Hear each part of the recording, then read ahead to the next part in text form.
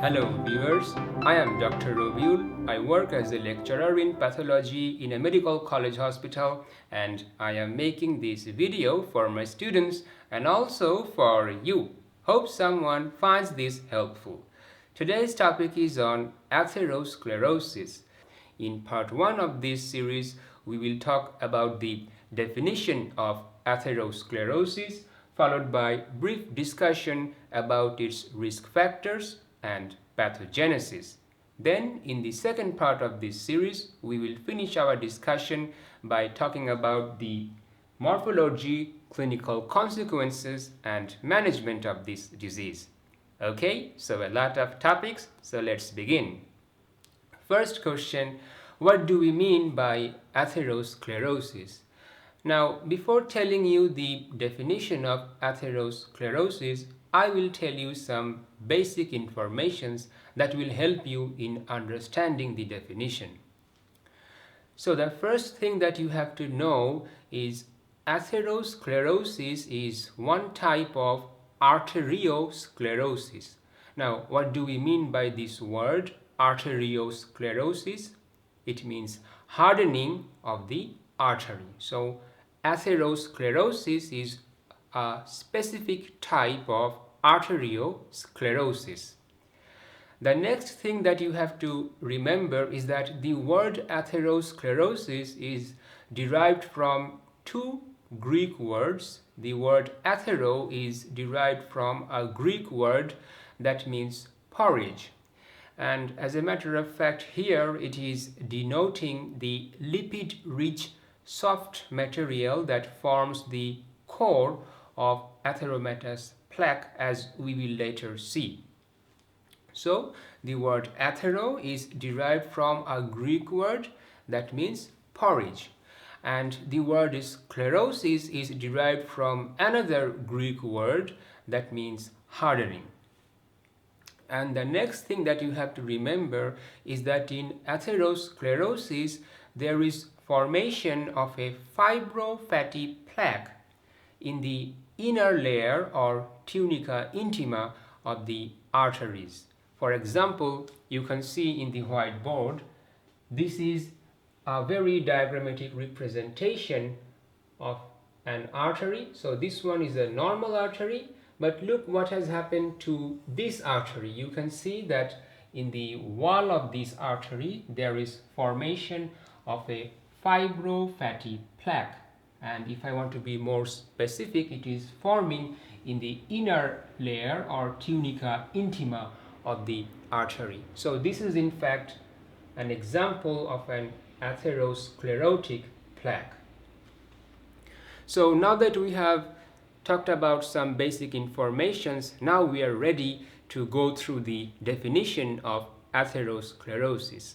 So how can we define atherosclerosis? As written in your textbook, atherosclerosis can be defined as a specific type of arteriosclerosis involving primarily the tunica intima of large and medium-sized muscular arteries characterized by formation of a fibrofatty plaque or atheroma. Okay, I hope you're still with me. You didn't run away just like my students do when I try to teach them definitions of pathology. I even have to show them teddy bear to keep them calm. So look, I am also showing you a teddy. So look at the teddy, don't run away, because I will try to explain this definition line by line now. Okay, so what did we say in the first line of the definition? Atherosclerosis is a specific type of arteriosclerosis, and I have already mentioned what do we mean by arteriosclerosis. Yes, arteriosclerosis means hardening of the artery. Then what did we say in the next line of the definition? Atherosclerosis is involving primarily the tunica intima. Now what do we mean by tunica intima? Recall that arteries have three important layers. The innermost layer is called the tunica intima. For example, in this image you can see that this is the tunica intima, the innermost layer of an artery. Then the next layer is the tunica media, that is composed of smooth muscle cells, and the outermost layer of the blood vessel or the artery is called adventitia. And from the definition we see that atherosclerosis occurs in the tunica intima or innermost layer of the artery. And what types of arteries are involved in this disease process? Large and medium-sized muscular arteries are involved in this disease process. So now that we have talked about some basic informations regarding atherosclerosis and defined this disease, now we will move on and talk about the risk factors of atherosclerosis. So we can classify the major risk factors for atherosclerosis into two groups. They are the non-modifiable or constitutional risk factors and modifiable risk factors. Among the non-modifiable risk factors, there are genetic derangements, family history, increasing age, and male gender. So let's talk about these factors first. So the first one was genetic derangements, and always remember that it is a significant risk factor for development of atherosclerosis. Especially important for your examination is a disease called familial hypercholesterolemia. Now, this disease happens due to inherited genetic derangements in lipoprotein metabolism. As a result, blood lipid level increases significantly in the affected person, and that can ultimately lead to atherosclerosis. So always remember this disease when talking about the genetic derangements as risk factor for atherosclerosis.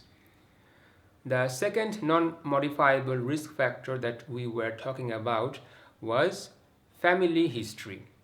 And always remember, family history or familial predisposition to atherosclerosis is usually polygenic, and in most of the cases there is also familial clustering of other established risk factors as well. For example, there may be also hypertension, diabetes in the family history as well. Increasing age is another non-modifiable risk factor for atherosclerosis. The thing is, atherosclerosis is a progressive disease.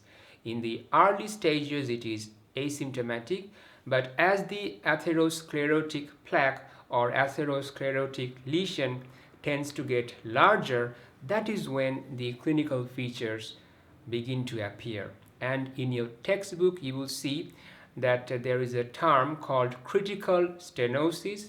It is the amount of stenosis that will result in significant reduction in the blood flow, and that will cause tissue ischemia.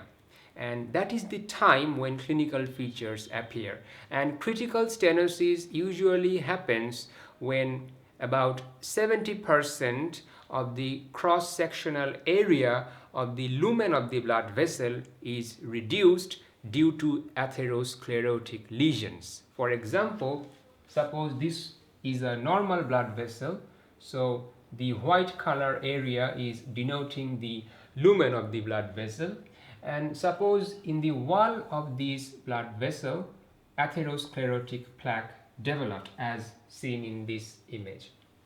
Now, if this atherosclerotic plaque becomes larger gradually with time, and when about 70% of the cross-sectional area of this blood vessel is occupied by this atherosclerotic plaque, that is the time when the symptoms will begin to appear.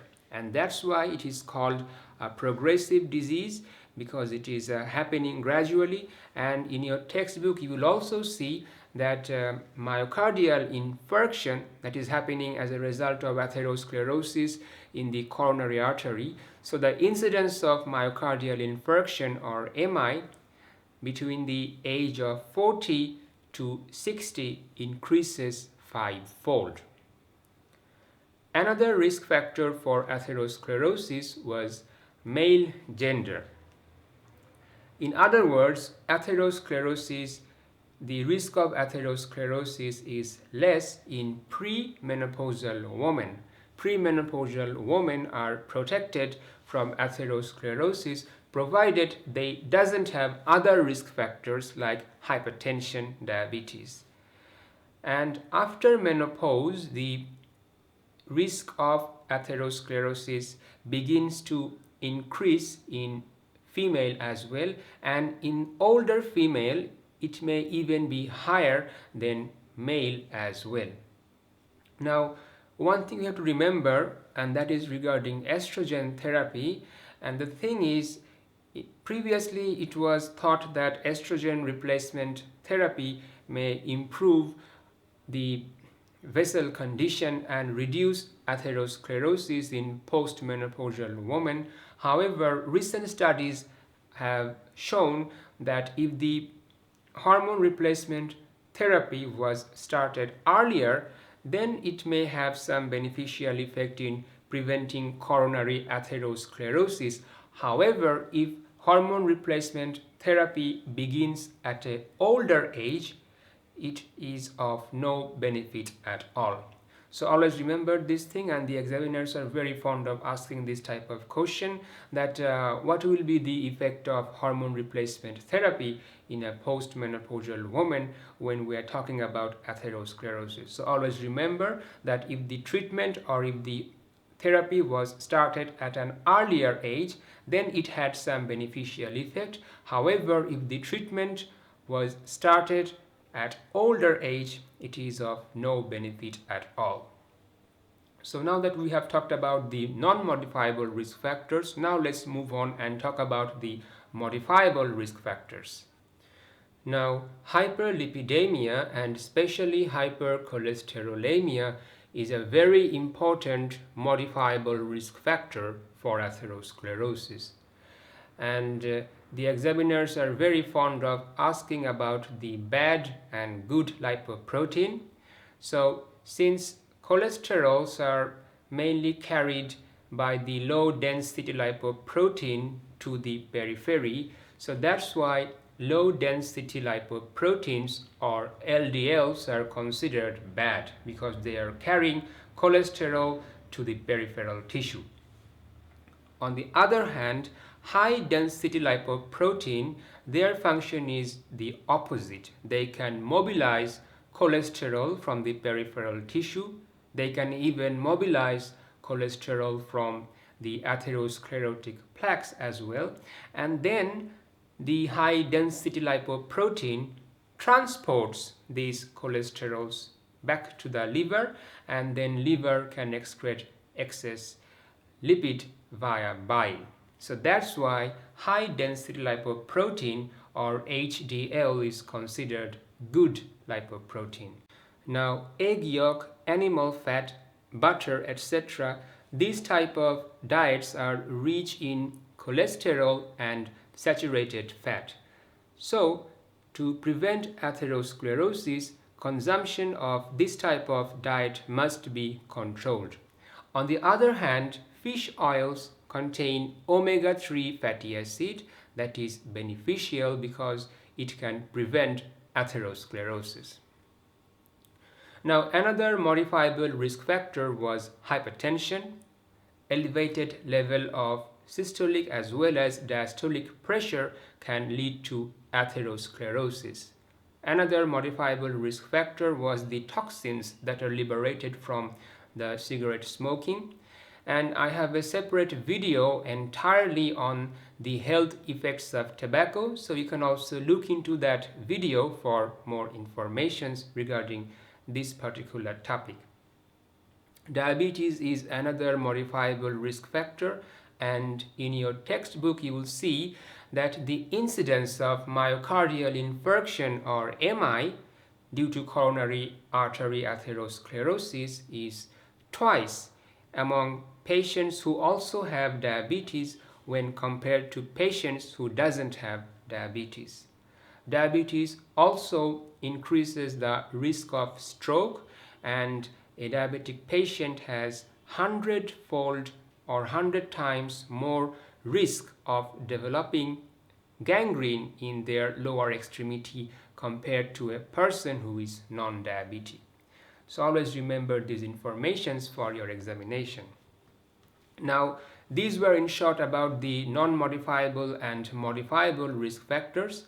However, in your textbook you will see that there are some other additional risk factors as well that are also involved sometimes in the development of atherosclerosis. So I will just mention their names here in short, and the other or additional risk factors will include inflammation, hyperhomocysteinemia, that is increased amount of homocysteine in the blood, metabolic syndrome. It will also include certain type of personality like type A personality, stressful lifestyle, competitive lifestyle, obesity, lipoprotein A, etc. So now that we have talked about the risk factors of atherosclerosis, now we will move on and talk about the pathogenesis of atherosclerosis. The first thing that you have to remember is that atherosclerosis is not caused by a single factor, but as a matter of fact, it is a multifactorial disease. And the thing is, the exact mechanism that are involved in the pathogenesis of atherosclerosis are still not totally known. So, numerous theories have been proposed, and we will talk about the most widely accepted theory, and that is called response to injury hypothesis. Now, according to this hypothesis, atherosclerosis is viewed as an inflammatory and healing response that is happening in the arterial wall due to endothelial injury. So as you can see in the whiteboard, I have summarized the major events that are happening during the pathogenesis of atherosclerosis, and so now we will talk about these sequences briefly. So initially there will be endothelial injury and endothelial dysfunction.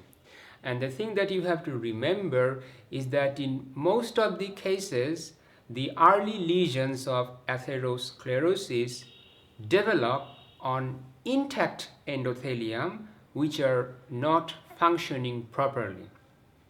So that means denuding the endothelial lining is not a requirement during the initial development of atherosclerosis.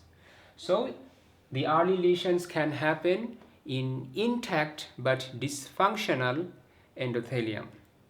So why will we have endothelial injury or endothelial dysfunction? What are the causes of endothelial dysfunction? Always remember, the most common causes of endothelial dysfunction are hemodynamic disturbances and also hypercholesterolemia, that means increased amount of cholesterol in the blood. Endothelial dysfunction can also happen due to some other causes, for example, due to the toxins that are found in smoking. It can also happen due to certain chemicals like homocysteine, and even certain infections can also result in this type of dysfunction. But like I said, the most common causes of endothelial dysfunction are hemodynamic disturbances and also due to hypercholesterolemia. So now we will talk about these two common causes. So the first one was hemodynamic disturbance, and the thing is, it is seen that atherosclerosis or the plaques of atherosclerosis tend to occur in certain locations of artery, particularly at the branch points and also in the ostia of exiting vessels. And atherosclerosis are very common in the posterior wall of the aorta as well. And the thing is, these regions are often prone to turbulent blood flow. So whenever there is turbulent blood flow, that can result in endothelial dysfunction, and ultimately that can also result later in atherosclerosis. And to give you some more information, recall that the normal blood flow inside the blood vessel is laminar in nature, and whenever blood is flowing in such laminar pattern, that laminar flow of blood causes some gene expression in the endothelial cells, and those products of such genes are in fact protective against atherosclerosis. For example, in normal condition, when the blood flow is laminar, the endothelial cells can produce certain antioxidants, for example superoxide dismutase, that can prevent atherosclerosis. So always remember that when we are talking about the pathogenesis, it is beginning due to endothelial injury and dysfunction, and one of the most common causes of such dysfunction is hemodynamic disturbance, particularly turbulence. And when blood is flowing in normal laminar pattern, that is even protective against atherosclerosis. Now, another common cause of endothelial dysfunction is hypercholesterolemia, or increased amount of cholesterol in the blood. Now, how will that result in endothelial dysfunction? It can directly impair the function of the endothelium by increasing the local production of some reactive oxygen species or free radicals. Recall from my video on free radical injury, we had seen that they can damage by damaging the mitochondria, membrane, etc. of the cells. And one additional thing we have to remember, that free radicals in this case will also accelerate the rate of decay of nitric oxide. Now, what was the normal function of nitric oxide? Yes, nitric oxide was a vasodilator. So when there is increase in the rate of decay of nitric oxide, the vasodilator activity of the nitric oxide will also get reduced. And besides these two common causes, endothelial injury can also happen due to hypertension, hyperglycemia, etc. So what will happen next? When endothelium is damaged, or when there is dysfunction in the endothelium, that will lead to increased vascular permeability. The cells of the endothelium will begin to express various adhesion molecules, so that will lead to leukocyte adhesion, platelet adhesion, and it can also increase the risk of thrombosis as well. Now, among the leukocytes, the role of monocyte and T lymphocytes are particularly important regarding the pathogenesis of atherosclerosis. So, the leukocytes will first adhere with the endothelium, and then they will migrate into the intima, and then monocyte will become transformed into macrophage. So as you can see in the whiteboard, in this image, this is a normal wall of an artery. You can see the endothelium, and you can also see the spindle-shaped smooth muscle cells that are making the tunica media, and this is the outermost layer, that is the adventitia. Now this is a very diagrammatic representation of an arterial wall, and I tried to draw this thing in a simple manner. I didn't include all the components because that will make this a bit complicated. So look what has happened in the next image. In this image you can see these are monocytes and they are now adhered with the endothelium. And look at this monocyte. This monocyte is now trying to migrate into the tunica intima as well. And these yellow dots are representing lipid, and we will talk more about that afterwards. And what are these things? These things that I have drawn here in green are platelets. So all these things are getting aggregated and they are getting adhered with the endothelium. So what will happen next? The accumulated or recruited inflammatory cells as well as cells of the vascular wall will liberate various types of cytokines as well as growth factors, and that will result in migration and proliferation of smooth muscle cell, and it will further activate macrophage. Now, regarding migration of smooth muscle cells, where will they migrate and from where will they come? Always remember that the smooth muscle cells can migrate to the intima during the pathogenesis of atherosclerosis from two sources. Many will migrate from the tunica media, and some may even derive from the circulating precursor cells as well. So, as you can see in this image, this is the tunica media and they are composed of smooth muscle cells. And look at these smooth muscles. They are just migrating into the tunica intima from the tunica media. So this is one way of migrating smooth muscle cells into the intima, and like I said, smooth muscle cells can also migrate to the tunica intima from their circulating precursors as well. So what will happen next? Smooth muscles, after they are migrated into the tunica intima, they will begin to proliferate. Proliferation of these migrating smooth muscle cells will be induced by a variety of growth factors. They will include platelet-derived growth factor, fibroblast growth factor, transforming growth factor alpha, etc. Now, the examiners are very fond of asking about the source of platelet-derived growth factor. So the source will include platelets, that is obvious because it's in the name, macrophage, and smooth muscle cells. So what will happen next?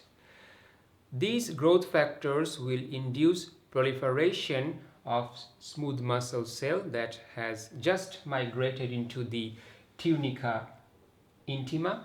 At the same time, these growth factors will also induce production of extracellular matrix components by the smooth muscle cells. So look what has happened in this image. In this image, we can see that there is a lot of proliferation of the smooth muscle cells. We can also see smooth muscle cells have migrated into the tunica intima.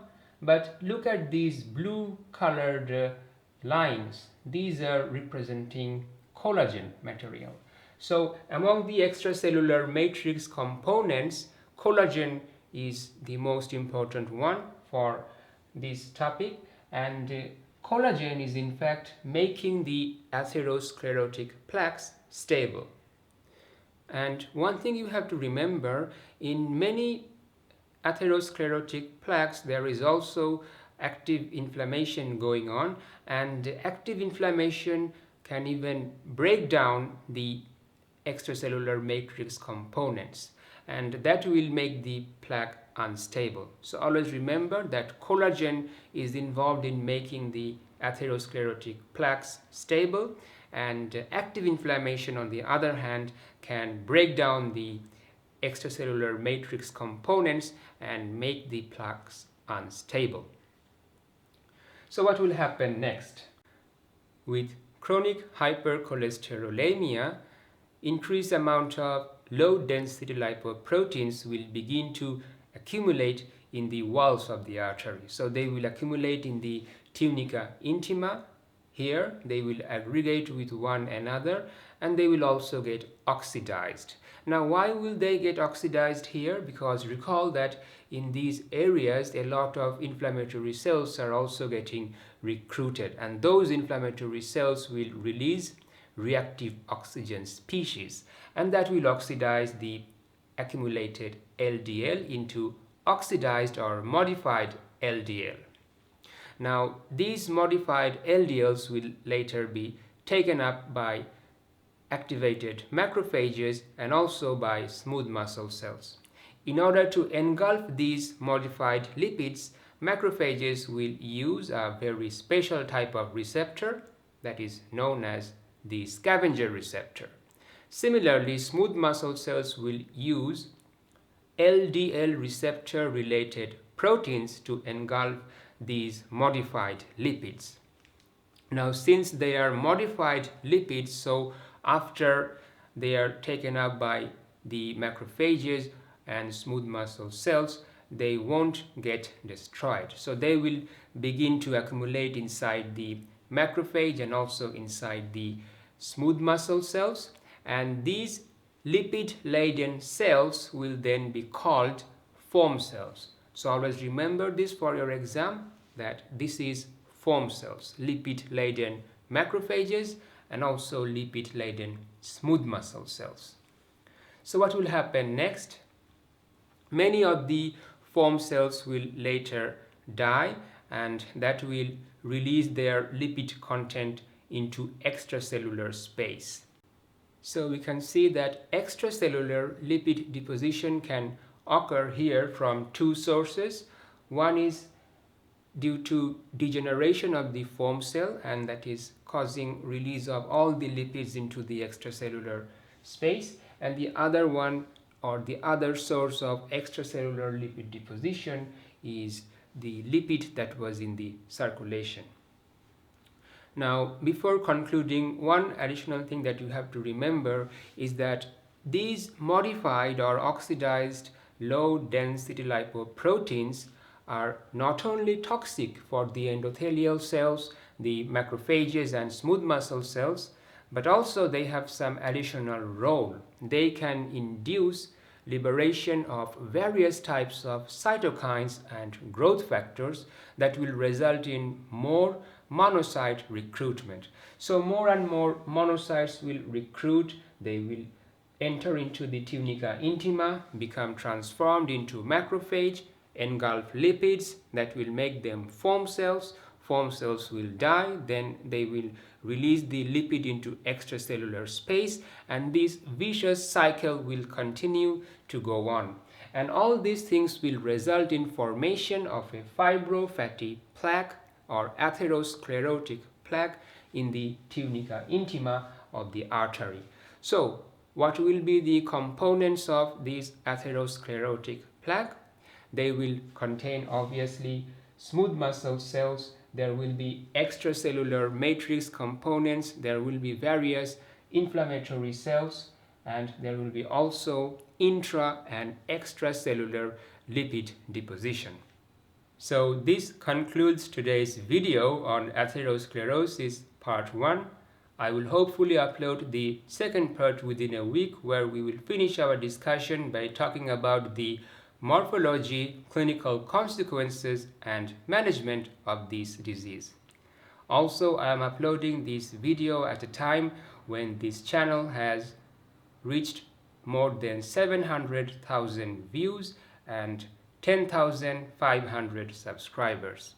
So it is a great pleasure for me to have you all here in this channel, and I am thanking you all for viewing and subscribing to this channel. And as a token of appreciation, I have just upgraded my microphone and lighting setup from this video. Hope you like it. So that's all for today. Until next time, take care and stay blessed. Thank you.